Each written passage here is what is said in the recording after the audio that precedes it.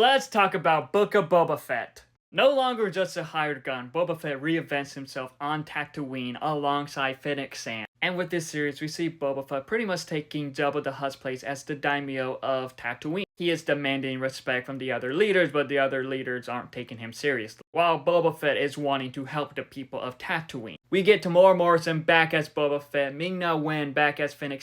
We also get Sophie Thatcher in this, and she is iconic in everything she's in. We also get the bounty hunter Wookiee Chrysanthemum, who was a character in the comics. It is cool to see him in this, as in the comics he has history with Boba Fett. To which we also get the Mandalorian himself, Pedro Pascal, well, the voice of the Mandalorian. And I got to be honest, this series was pretty much a hit and miss. The Boba Fett scenes was super cool. We get to see what happened to him after Return of the Jedi, how the Tusken Raiders saved him, and how he pretty much became one of them, while it leads to his appearance in Mandalorian Season 2. When it focused on Boba Fett, it was really good. Seeing Boba Fett form a bond with the Tusken Raiders, helping them out, teaching them stuff, and the Tusken Raiders pretty much taking him as one of their own. Until the Pikes ruined it all. We see more of his bond with Fennec, as she is pretty much like his bodyguard. We see moments of him with Chrysanthemum, and I thought a lot of that stuff was really good. But the main problem with this series is that it went from a Boba Fett series to all of a sudden a Mandalorian Season 2.5. And I feel like that's what lost a lot of people. That's what made a lot of people mad about this. While the Mandalorian stuff was pretty cool, it had no need to be in a Boba Fett series. Because with this, we see him struggling without the Razor Crest, struggling without Grogu. Then all of a sudden, he goes to visit where Grogu is training with Luke Skywalker. To which we also do get Luke Skywalker back in this, Mark Hamill back as Luke Skywalker,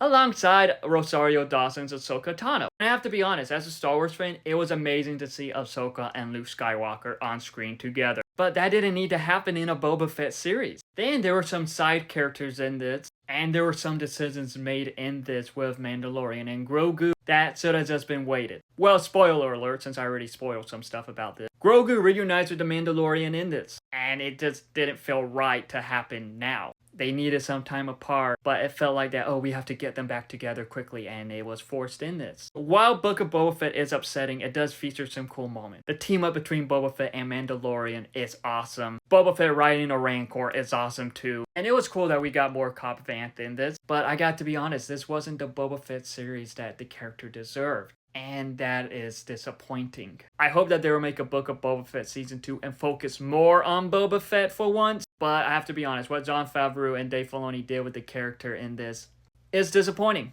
Overall, while Book of Boba Fett had some hits, it has a lot of misses, and all of a sudden became a Mandalorian Season 2.5, and that was disappointing. But what are your thoughts on the Book of Boba Fett? Let me know in the comments below and follow me for more.